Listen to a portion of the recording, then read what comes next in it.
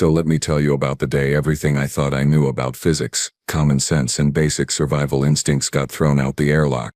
My name is Kellis, and I have been an instructor at the Velorim 7 Multi-Species Military Academy for 12 cycles now. 12 cycles of perfect safety records, impeccable training outcomes, and absolutely zero incidents that required filing incident reports in triplicate. I was proud of that, really genuinely proud. Velorim 7 is not just any training facility, mind you. Oh no, this is the premier low-gravity combat and movement specialist school in this entire sector. We have graduated over 15,000 cadets from 47 different species. Our facility floats in a carefully maintained 0.3 Earth standard gravity well, which for most civilized species is the perfect environment for learning advanced three-dimensional movement tactics without, dying horribly. The walls of our grand entrance hall are lined with plaques, commendations and holographic recordings of our greatest graduates, commanders, fleet admirals, special operations legends, all of them trained here, in our controlled, safe, perfectly regulated environment. And then the Galactic Accord decided to expand the exchange program. You see, there is this new species that recently joined the greater community. Humans, they call themselves, from a planet called Earth. Which fine, whatever. Every species gets one planet to start with. The Accord thought it would be, quote, mutually beneficial for these newcomers to participate in our advanced training programs. I read the briefing files. I really did. Height, weight, basic physiology, atmospheric requirements, dietary needs. All standard stuff. They are bipedal, carbon-based, bilaterally symmetrical. Honestly pretty boring on paper. Their homeworld gravity was listed as 1.0 standard, which made them slightly denser than the pelthic delegates, but nothing extraordinary. The human cadet assigned to my training group was named Marcus Webb, 22 cycles old in his species years, previous education at something called Earth Defense Academy, no prior off-world experience, no specialized genetic modifications, no cybernetic enhancement, just a regular standard-issue human. When I announced this to my current cadet class, you should have seen their faces. Threx, my Saurian student, did that thing where his crest flattens completely against his skull, which means he is either terrified or deeply skeptical. In this case, probably skeptical. He hissed something about another soft worlder who will wash out in week 1. Yana, the Kreshtik whose species evolved in variable gravity environments, just clicked her mandibles in that amused way of hers. She had been the top performer for 3 months running and clearly did not see this human as any kind of threat to her standing. And, yes, I know that name is hard for most species to pronounce, but that is your problem, not mine. Just bubbled something incomprehensible from inside his hydration suit. He is from an aquatic species and honestly treats everything in gas atmosphere as equally weird. So humans were just one more oddity. The general consensus among my cadets was clear. This human would be average at best, probably struggle with the low gravity adjustments like most newcomers, and definitely not cause any problems. I had no reason to doubt this assessment. None whatsoever. Marcus Webb was scheduled to arrive in 3 days, and I had already prepared the standard orientation package, the remedial movement courses, the safety briefings, all of it, everything by the book, everything perfect. I should have known better. I really, truly, honestly should have known better. Because when something seems too normal, too standard, too perfectly unremarkable, the universe has a funny way of proving you catastrophically wrong. But I am getting ahead of myself here. Let me tell you about the day Marcus Webb arrived. The transport shuttle touched down on Landing Bay 7 at precisely 0900 hours because of course it did. Punctuality is apparently a human thing too. I was standing there with my data pad, my perfectly prepared welcome speech and my carefully maintained expression of professional neutrality. 3 other instructors flanked me, because protocol demands proper ceremony for exchange students, even if we all secretly thought this was a waste of time. The shuttle ramp extended with a hiss of hydraulics and out stepped Marcus Webb. First impression, he looked exactly like his file photos, brown hair, cut short, average height for his species, maybe 1.7 meters, lean build, not bulky, not thin, just aggressively medium. He wore the standard issue cadet uniform in that weird Earth camouflage pattern that makes absolutely no sense in space, but whatever. Traditions die hard apparently. His eyes were brown too, and they scanned the landing bay with what I would call casual interest, like he was taking in the scenery at a museum, not arriving at one of the most prestigious military training facilities in known space. Cadet Webb, I said, stepping forward with my datapad held professionally. Welcome to Velarim 7. I am Instructor Kellis and I will be your primary trainer during your rotation here. Marcus smiled, and it was a genuine smile, not that political grimace that diplomats use. Thank you, sir. Happy to be here. His voice was steady, unremarkable, with that odd accent that all Earth Standard speakers have. He did not sound nervous, which was unusual for first-day arrivals, but maybe humans just hide it better. If you will follow me, I gestured toward the interior corridor. We will proceed to orientation where you will receive your gravity adjustment briefing and facility access credentials. He picked up his single duffel bag, just one bag, and fell into step beside me, not behind me like most nervous cadets, beside me like we were colleagues taking a walk. The orientation room was standard issue, white walls, holographic display panels, and adjustable gravity plates in the floor for demonstration purposes. I launched into my prepared speech about Velarim 7's .3 gravity environment, the importance of controlled movement, the dangers of overcompensation, all the things I had said 500 times before. Marcus nodded along, asked clarifying questions that were actually intelligent, and when I demonstrated the proper low-gravity walking technique, he watched with genuine attention. All right, I said, deactivating the holoprojection. Let us test your initial adjustment. The gravity in this room is currently set to .5 standard. I am going to lower it to .3. Our facility normal. Move slowly. Be careful. And if you feel disoriented, sit down immediately. I adjusted the gravity plates. Marcus took 3 experimental steps, wobbled slightly, overcorrected, and nearly face-planted into a wall. I caught his arm, steadied him, and felt satisfied. Good, normal, manageable. Do not worry, I said, in my most reassuring instructor voice. Everyone struggles at first. You will adapt within a few days. Marcus laughed, actually laughed, and said, yeah, this is going to take some getting used to. Famous last words, Marcus. Famous last words. Day 1 of actual training began at 0600 hours because apparently every military organization in the known universe agrees that mornings should be painful. I had Marcus join the rest of Charlie Group in Training Hall 3, which is basically a massive open space with padded walls, adjustable gravity zones, and enough safety equipment to survive a small asteroid impact. The hall can accommodate up to 50 cadets at once, but Charlie Group was a modest 15 students, all at various stages of their low-gravity certification. Marcus walked in wearing standard training gear, looking refreshed and entirely too cheerful for someone about to experience their first real drill session. Threx saw him first and did that head tilt thing that Saurians do when they are sizing up potential competition. So, you are the human, he said, his voice carrying that sibilant hiss his species is known for. Heard your people finally figured out how to leave your gravity well. Marcus just grinned. Yeah, took us a while, but we are slow learners. Yana skittered over, her 6 legs carrying her with that unnaturally smooth glide that always made me slightly uncomfortable. Kellis says you struggled in orientation yesterday, she clicked, her translator rendering it with what I swear was amusement. Do not worry. Most species need weeks to adjust properly.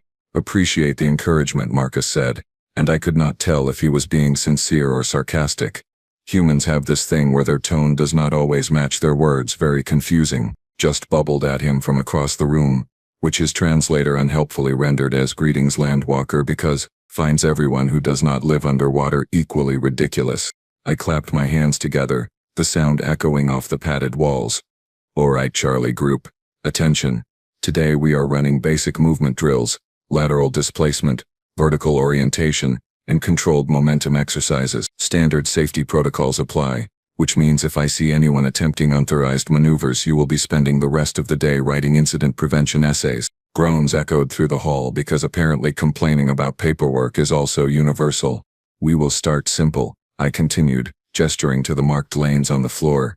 Lateral movement across the hall, controlled speed, 3-point contact minimum at all times. Remember, in .3 gravity, every movement is amplified. Small pushes, controlled breathing, constant awareness. The cadets lined up. Marcus positioned himself near the back, probably hoping to observe first before attempting anything. Smart, actually. Threx went first, pushing off with his powerful Saurian legs, gliding smoothly across the hall in a textbook perfect low-gravity stride. Excellent form, predictable trajectory, safe landing, exactly what I wanted to see. Yana followed, her multiple legs giving her absurd amounts of control, making the exercise look effortless. Show off. Went next, moving with this bizarre flowing motion that his species somehow pulls off naturally, like watching oil spread across water. Weird, but effective. Then came Marcus's turn. He positioned himself at the starting line, bent his knees slightly and pushed off. Too hard, way too hard. His body launched forward like he had been fired from a cannon. He rocketed across the hall, flailing his arms in what I can only describe as controlled panic, and slammed shoulder first into the far wall with a thud that made everyone wince. I was already moving toward him, ready to call for medical, already composing the incident report in my head, already regretting accepting this human into my training group. Marcus peeled himself off the wall, rotated to face us and started laughing. Not nervous laughter, not embarrassed laughter, actual genuine amusement. "Okay," he called out, rubbing his shoulder. "That was entirely my fault. Let me try that again." He pushed back toward the starting line, this time with slightly better control, though he still moved like someone who had never experienced low gravity in his entire life, which according to his file he had not. I assigned him remedial movement training with the beginners, figuring he would need at least 2 weeks to develop basic competency. I was wrong about that too, but not in the way I expected. By day 5, Marcus had stopped crashing into walls, which I considered a significant achievement worthy of note in my daily log. By day 7, he was moving through the basic drills with what I would call competent mediocrity. Nothing impressive, nothing terrible, just solid average performance. By day 10, something changed, and I still cannot explain exactly what happened. It was like watching someone suddenly remember how to do something they had forgotten. One moment Marcus was carefully, methodically pushing himself through a lateral movement exercise. The next moment he was flowing through the course like he had been born in low gravity. Not smooth like Yana, not powerful like Threx, but something else entirely, something I did not have words for. He started using momentum in ways that should not work, redirecting his trajectory mid-flight with tiny adjustments, catching himself on surfaces at angles that looked wrong but somehow functioned perfectly. Threx noticed it too. "The human is learning too fast," he hissed to me after one training session. It took me 4 weeks to reach that level of control. I had no good answer for him, so I just said something vague about different species having different learning curves, which satisfied nobody, including myself. Then came week 2 and the vertical combat course evaluation. The VCC is Valorem 7's signature training environment, a cylindrical chamber that extends 200 meters vertically, lined with platforms, obstacles, handholds and simulated combat zones. It is designed to test 3-dimensional tactical movement, situational awareness and controlled aggression in low-gravity environments. Standard protocol requires safety harnesses for all cadets below Level 3 certification, which was everyone in Charlie Group including Marcus. I gathered the cadets at the base of the cylinder, where the massive structure stretched upward like a throat leading to nowhere. The walls were a dull gray composite material, dotted with handholds, platforms jutting out at irregular intervals, and obstacles that could be reconfigured for different difficulty levels. "Today," I announced, my voice echoing in the vast space, "you will each complete a timed run through the VCC basic configuration. The goal is not speed. The goal is control, safe movement, tactical awareness, 0 incidents." I pointed at the harness station where automated arms waited to attach safety cables. "Everyone gets harnessed. No exceptions, no arguments. The harness will prevent falls, but it will not do the work for you. You still need to navigate the course properly." The cadets lined up, and one by one, the automated arms attached the harnesses with mechanical precision. Threx went first, completing the course in 18 minutes with textbook form. Yana finished in 15, because of course she did. Took 23 minutes but maintained perfect safety protocols throughout. Then Marcus stepped up to the harness station. He let the automated arms attach the safety cable, checked the connection points himself and then looked up at the towering course above us. His expression was, how do I put this, disappointed. No, not disappointed. More like a kid being told they have to wear floaties in a swimming pool. "Instructor Kellis," he said, his tone carefully neutral, "is there a certification level where the harness is not required?" "Level 3 and above," I replied, "which requires a minimum of 8 weeks training and passing 3 separate safety evaluations." "Why do you ask?" "Just curious," Marcus said, but his eyes were still fixed on the course above, calculating something I could not interpret. He started his run. The first 50 meters were solid, Good hand placement, controlled movements, proper safety awareness. Then he reached the platform transition section, and something shifted in how he moved. Marcus stopped treating the course like an obstacle and started treating it like a playground. He swung between platforms with this fluid confidence, used his legs to push off surfaces in ways that generated momentum I did not think was possible, and navigated the three-dimensional space like he could see trajectories that did not exist yet. His time was 12 minutes, 47 seconds. That was faster than some of my level 2 cadet. When he reached the bottom and disconnected from the harness, I walked over to him, datapad in hand, trying to keep my expression professionally neutral. Cadet Webb, I said slowly. Your file indicates your homeworld has 1.0 standard gravity. Yes, sir, Marcus confirmed, still slightly out of breath. And Earth's gravity is, specifically, how much stronger than our 0.3 environment here? Marcus thought about it for a moment, then said something that made my spine go cold. About 3 times stronger, sir. Why do you ask? 3 times. 3 times stronger. This human had spent his entire life in an environment with 3 times the gravitational pull we were training in, and nobody, not one single person in the entire Galactic Accord administration, thought that was worth mentioning in the briefing materials. I looked at Marcus, who was stretching his shoulders like he had just finished a light warm-up exercise, and realized with creeping horror that we had no idea what this species was actually capable of. None whatsoever.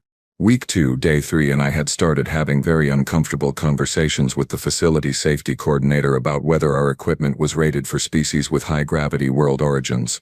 Spoiler alert, it was not, because nobody thought we would need it. Marcus continued his training with Charlie Group, and I continued documenting his progress with increasingly concerned margin notes. The other cadets had stopped making jokes about humans being soft-worlders and started watching him with the kind of cautious respect you give to things that do not follow normal rules. Advanced cadets, those who had completed basic certification and moved into tactical operations training, got access to the sphere on Day 3 of every training week. The sphere is exactly what it sounds like, a massive hollow spherical chamber, 100 meters in diameter, with platforms, obstacles and training equipment distributed throughout the three-dimensional space in seemingly random patterns. It is beautiful, in a terrifying kind of way. The ultimate low-gravity free movement environment where cadets learn to think in directions that ground-based species do not have words for. Charlie Group had earned sphere access after completing their VCC certifications, which meant today was their first free movement exercise. I had given them the standard safety briefing 3 times, emphasized the importance of controlled movement, and assigned them all buddy check partners. Marcus was partnered with Threx, which seemed like a safe choice since Threx had excellent spatial awareness and a healthy respect for safety protocols. The sphere's entrance iris dilated open, revealing the vast chamber beyond. Cadets began filtering in, using handholds to pull themselves into the 0.3 gravity environment, spreading out to different starting platforms like seeds dispersing in wind. I remained at the observation platform with 2 other instructors, monitoring vitals, tracking positions and watching for any signs of trouble. The sphere had sensor arrays everywhere, automated safety systems and emergency response drones on standby. Nothing ever went wrong in the sphere. Our safety record was flawless. 15 minutes into the exercise, everything went wrong in the sphere. The alarm started as a low tone, then escalated to the urgent pulsing that means equipment failure. My datapad lit up with red warning indicators, and I immediately focused on the source. Platform 7 Delta, upper hemisphere, structural support compromise. My eyes snapped to the holographic display and my blood went cold.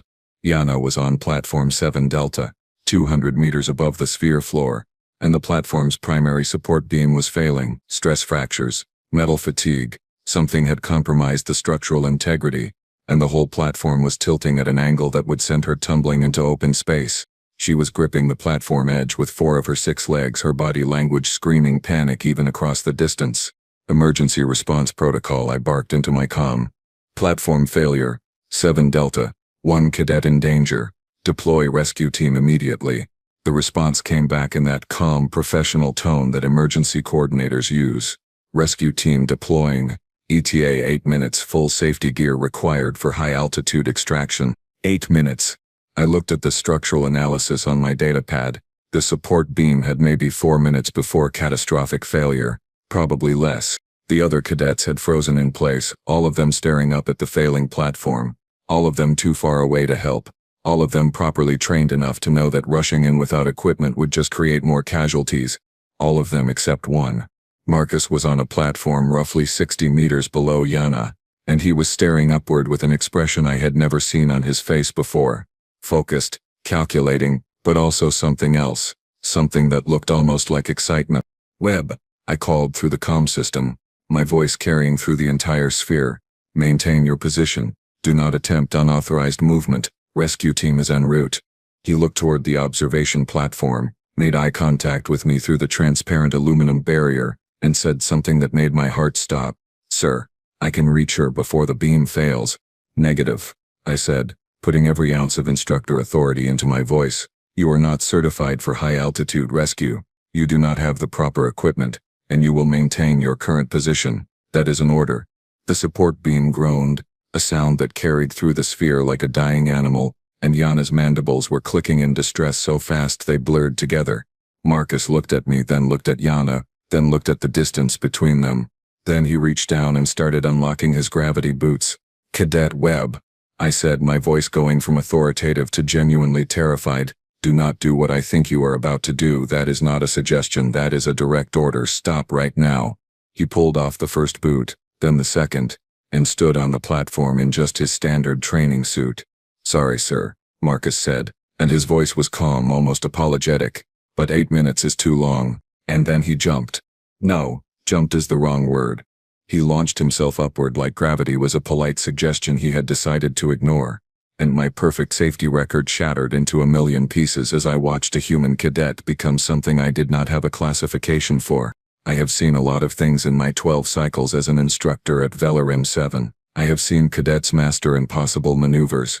I have seen species-specific adaptations that defied conventional physics. I have seen training exercises that pushed the boundaries of what low-gravity movement could accomplish. I had never, not once, not ever, seen anyone move the way Marcus Webb moved in those next 45 seconds. He did not jump up, he exploded upward, his legs driving against the platform with enough force that the entire structure shuddered from the impact. In 0.3 gravity, that force translated into velocity that should not be possible for an unaugmented biological organism. He rocketed toward the sphere's upper hemisphere like a missile with a destination, his body position aerodynamic, his arms tucked close to reduce drag even though there was barely any atmosphere to drag against. Threx made a sound I had never heard a saurian make before. Something between a hiss and a whimper. Translator just gave up and emitted a confused warbling noise. I was screaming into my comm, calling for emergency intervention, calling for automated safety systems, calling for anything that could stop what was happening, but everything moves slower than a human in low gravity apparently. Marcus covered 60 meters in less than 4 seconds. Then came the part that made me question whether physics was even real anymore. He reached a support column, one of the massive structural beams that kept the sphere stable, and instead of grabbing it to slow down, he used it to redirect. His feet hit the column at an angle, absorbed the impact with bent knees that should have shattered under the force, and pushed off in a new direction like the column was nothing more than a stepping stone. He was not moving in a straight line anymore. He was plotting a three-dimensional course through the sphere's obstacles, using every surface as a launch point, every structure as a navigation reference. Equipment storage rack, kickoff, change direction by 15 degrees. A training platform occupied by 2 terrified cadets. Touchdown for a fraction of a second. Redirect upward again. A suspension cable meant for safety harnesses. Grab it mid-flight. Use the tension to slingshot around a obstacle cluster. He was not fighting gravity. He was having a conversation with it, negotiating terms, and apparently gravity was losing the argument. The other instructors on the observation platform were frozen, their species-specific expressions of shock rendering them into living statues. One of them, an elderly pelthic named Suran, who had been teaching here since before I was born, whispered something in his native language that my translator refused to process, probably because it was a prayer. Marcus was 150 meters up now, closing the distance to platform 7 Delta with velocity that kept increasing instead of decreasing like it should. The support beam groaned again, louder this time, and I could see stress fractures spreading across its surface like veins of lightning frozen in metal.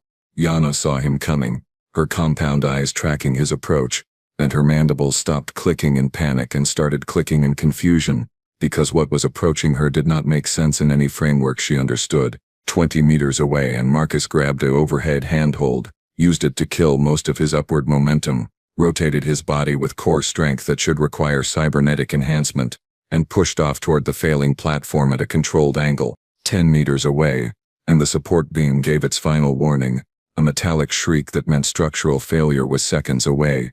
Marcus covered those final 10 meters in a diving grab that would have been suicidal for anyone with a normal sense of self-preservation, his arms outstretched, his trajectory calculated with precision that suggested either incredible luck or terrifying competence. He hit the platform just as the support beam snapped. The entire structure tilted. Yana lost her grip, and for one horrible moment I thought I was about to watch two cadets fall 200 meters to the sphere floor. Marcus's left hand clamped onto the platform edge, his fingers finding purchase on the composite material with grip strength that should not be possible. His right arm wrapped around Yana's thorax, catching her mid-fall, and then he was holding both of them against gravity with one arm while his other hand maintained their only connection to safety. The broken support beam tumbled past them, spinning slowly in the low gravity, a 2-ton piece of metal falling like a feather in slow motion. For 3 seconds Marcus just hung there, supporting his own weight plus Yana's mass, which was not insignificant given her species' exoskeleton density, with one hand gripping a platform that was no longer properly anchored. Then he looked down, and I swear on every star in this sector he smiled. Not a grimace, not expression of strain, an actual smile like he was enjoying himself.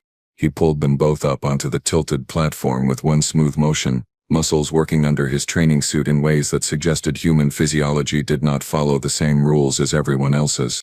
"Yana," he said, his voice somehow calm and steady despite the insanity of the last 45 seconds. "I am going to need you to hold on to me. We are going down the fast way." Yana's translator rendered her response as "What is the fast way?" but I suspect the actual meaning was closer to "Please no. I want to file retirement papers." Marcus repositioned his grip, waited for Yana to wrap her legs around his torso and then jumped off the platform. Correction. He did not jump off, he dropped off, and used every single obstacle, platform and structure between them and the sphere floor as velocity control points. Watching him descend was like watching a meteor with purpose, bouncing off surfaces with calculated precision, redirecting momentum with each contact, turning a 200-meter fall into a controlled descent that somehow impossibly ended with both of them landing gently on the sphere floor in a perfect 3-point stance. Marcus set Yana down carefully, made sure her legs were stable, and then looked up at the observation platform where I was having what I can only describe as a complete professional crisis. "Sir," he called up, his voice slightly winded but otherwise normal. "Do you have a bandage?" I scraped my elbow on that last platform. A scraped elbow. He had just defied death, physics, and common sense, and he was concerned about a scraped elbow. I realized something in that moment, something profound and deeply unsettling. Humans were not fragile. They were not weak, and they definitely were not average. They were just very, very good at pretending to be normal until the moment when normal stopped working. The facility commander arrived 14 minutes after the incident, which was impressive given that her office was on the opposite side of the station, and she had probably violated several speed regulations getting here. Commander Vorish was a Corinthian, which meant she stood nearly 3 meters tall, had 4 arms that she used for dramatic gesturing when angry, and possessed exactly 0 tolerance for nonsense. She had run Valorum 7 for 20 cycles with absolute authority and an unblemished safety record that I had just personally destroyed. She was not happy. Marcus sat in the briefing room, still in his training suit, the scraped elbow now covered with a standard medical patch. Yana sat beside him, her mandibles occasionally clicking in what I had learned to recognize as residual shock. I stood against the wall, my datapad clutched in my hands like a shield, waiting for the professional consequences of my failure to prevent this disaster. Commander Vorish's forearms were crossed in a pattern that meant she was cycling through multiple levels of anger simultaneously. "Cadet Webb," she said, her voice carrying that resonant quality that Corinthians use when they want to sound impressive and terrifying. "Do you understand that you violated 16 separate safety protocols, ignored a direct order from your instructor, and performed an unauthorized high-altitude rescue without proper equipment or certification?" "Yes, ma'am," Marcus said, and he had the decency to look at least somewhat apologetic. "Do you understand that your actions could have resulted in 2 fatalities instead of 1 injury? That you endangered not only yourself but also Cadet Yana, and that you have created a documentation nightmare that will require reports filed with 7 different oversight committees?" "Yes, ma'am," Marcus repeated, his tone respectful but not particularly intimidated. Commander Vorish uncrossed two of her arms and leaned forward across the briefing table, her eyes locked on Marcus with an intensity that had made senior officers confess to crimes they had not committed. Then explain to me in clear and specific terms why you thought jumping 200 meters through a complex obstacle field without safety equipment was a remotely acceptable decision. Marcus was quiet for a moment, organizing his thoughts, and when he spoke, his voice was calm and matter-of-fact. Because Cadet Yana had approximately 3 minutes before structural failure, the rescue team had an 8-minute ETA, and the math did not work in her favor, ma'am. I assessed the situation, calculated the risks, and determined I had the physical capability to reach her in time. Physical capability, Commander Vorish repeated slowly, each syllable dropping like a hammer. You are a first-rotation cadet with 2 weeks of training. Yes, ma'am, but I am also from a 1.0 standard gravity world, which in this 0.3 environment means my effective strength and control ratios are significantly enhanced. The room went very quiet. Commander Vorish straightened up, her expression shifting from anger to something closer to confusion. Explain that statement, Cadet. Marcus glanced at me, then back at the commander. Earth's gravity is approximately 3 times stronger than Valorum 7's environment. My muscles, bones, and cardiovascular system developed in that higher gravity, which means here I am operating at roughly 1/3 of my normal resistance load. He said it so casually, like he was explaining that water was wet or that stars were bright. On Earth, he continued, I can jump maybe half a meter vertically under full gravity. Here, that same muscle output launches me 15 meters or more. My reaction time feels faster because my body is not fighting against as much gravitational pull. Movements that would be difficult at home are, well, easier here. Commander Vorish turned to look at me, all 4 of her eyes focusing with an expression that clearly asked, did you know about this? I shook my head mutely, because what was I supposed to say? That I had read his file and somehow missed the part where humans were basically organic gravity-defying machines. Cadet Webb, Commander Vorish said slowly, turning back to Marcus. Are you telling me that for your species our advanced low-gravity training environment is what? Recreational? Marcus thought about that for a moment, his face scrunching up in consideration. I would not say recreational exactly, ma'am, more like comparable to swimming. You know, when you are underwater and movement works differently. But your body adapts pretty quickly because you are still using the same muscles, just in a different resistance environment. Swimming. He had just compared our premier military training facility to a swimming pool. Yana's mandibles clicked once, sharp and loud, and her translator rendered it as that explains so much. Commander Vorish sat down heavily in her chair, which creaked under her mass, and pressed 2 of her hands against her face in what I recognized as the universal gesture of someone reconsidering their entire career. Instructor Kellis, she said, her voice muffled behind her hands. Please tell me you have been documenting all of this. Every day, ma'am, I confirmed, holding up my datapad like evidence at a trial. Complete training logs, performance metrics, and approximately 47 margin notes that say some variation of how is he doing that. Commander Vorish lowered her hands and looked at Marcus with an expression that mixed respect, concern, and the dawning realization that everything we thought we knew about training protocols might need revision.